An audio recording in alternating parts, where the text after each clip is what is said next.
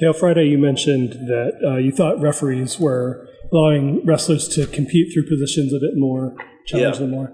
My understanding with the rule change was that was the single, the rear standing situation. Was anything else communicated to you guys about that sort of shift? I'm not the guy to talk to about rules, but there has been, the rear standing, kind of just saying that they're just giving more reaction time now. And obviously, what does that mean? That's, I think, what will probably be kind of settled as we move on in the sport. But keep wrestling. Cael, you have a chance to win your 200th match here as a coach at Penn State. Kind of looking back at your whole career here, what's your favorite memory and why? Wow, that's a tough question. I have heard that. I keep kind of bringing that up. It just means I've been here a long time. But we've had a lot of great memories. It's hard to say. My fondest memories are just the people, the coaches, the alumni, kids on the team, and just those relationships.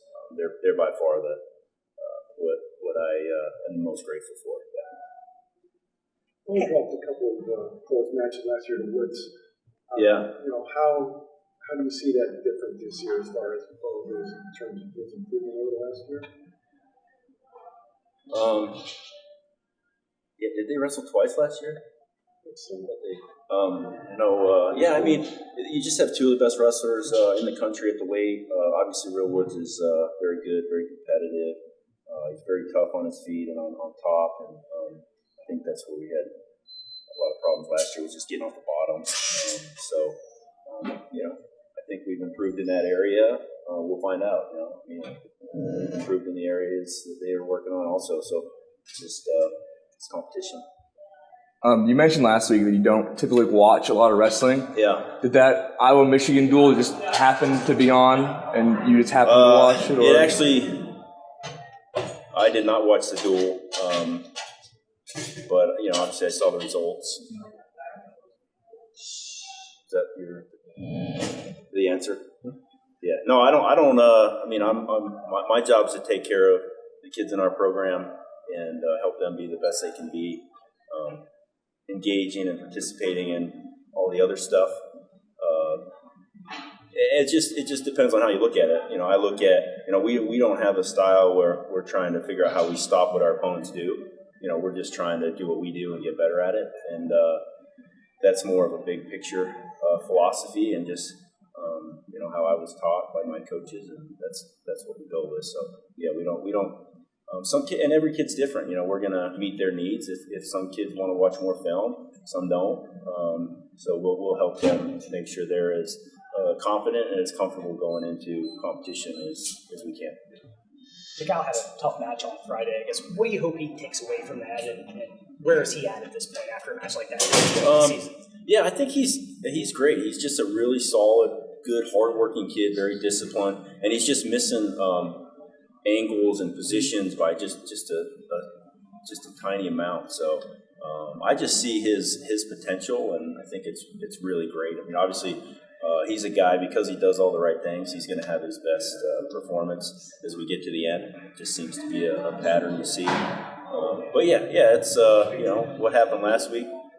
And you have to give credit to his opponents. Those weight classes are tough. There's a lot of really good kids and with a lot of experience. But, we really appreciate and love Aaron. He does an awesome job, and he's just going to keep getting better as he spends more time in some of those positions. He's been a pretty new face around here. Obviously, we don't much of a relationship with him as we do some of the other guys we talk to a lot. Is he a guy who's really tough on himself, or kind of, what is his personality like after a loss like that? Can he shake it off really quick? I think so. I think it's tough if you jump into a program like this, and you just want to probably you watch Aaron Brooks wrestle and these guys, and you say, hey, I want to do that,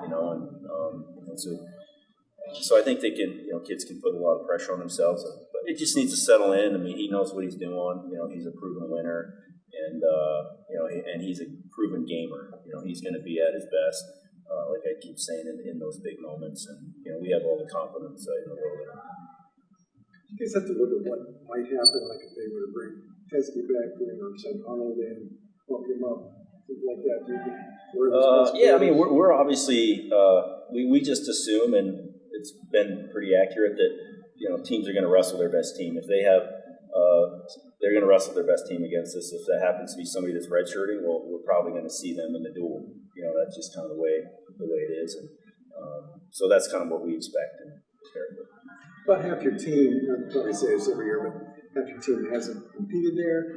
Any words of wisdom from you, the staff, or the other guys who have, as far as what it's like? Well, I think wrestling at Iowa is it's a lot of fun. I mean, they're fans know the sport. Their event staff is probably second to none. I mean, they really do a great job. I mean, we're watching their events like, hey, what can we learn from this? And then they have one of the best athletic programs sports in their wrestling team. So yeah, it's a great place to compete.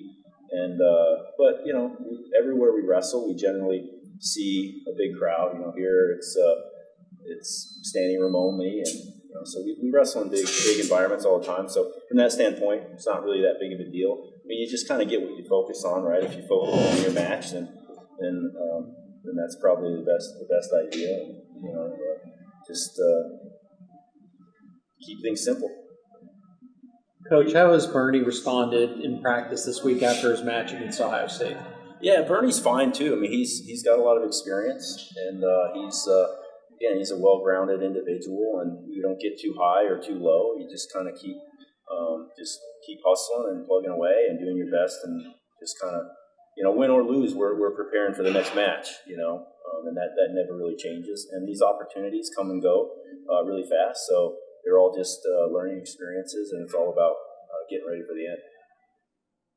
I think it's your guys' last duel on the road. I could be wrong, but so how does it feel to maybe get that out of the way and be able to stay at home for the remainder of the season and in the Big Ten, which is only 2-hour drive down the road?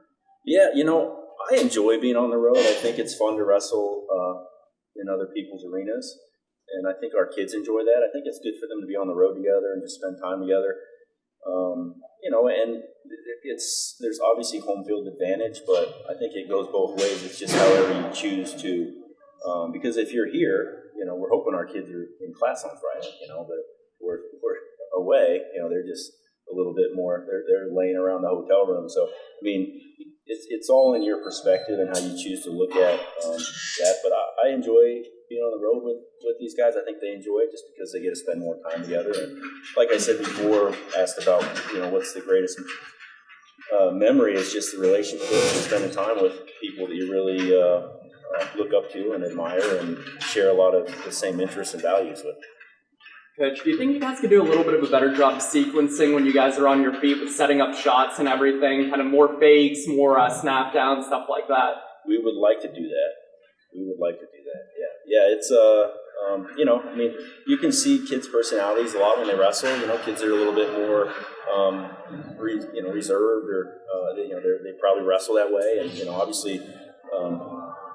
We don't get to direct them like we got to like we're playing PlayStation or anything. I mean, we just prepare them, but ultimately it's up to them to go out there and compete the way they need to win and score points and have fun.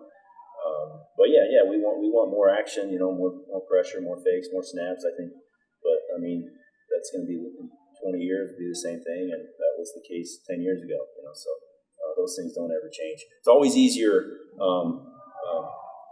From the outside looking in, and it's always easier to watch somebody else and wonder why they aren't doing things differently. A lot of the biggest critics are probably the people that wouldn't take more than a shot a match. It's just the way it is, and so we don't get too worried about it, and we're not gonna. But yeah, we want our guys to make mistakes and hustle and make up for it and wrestle that way.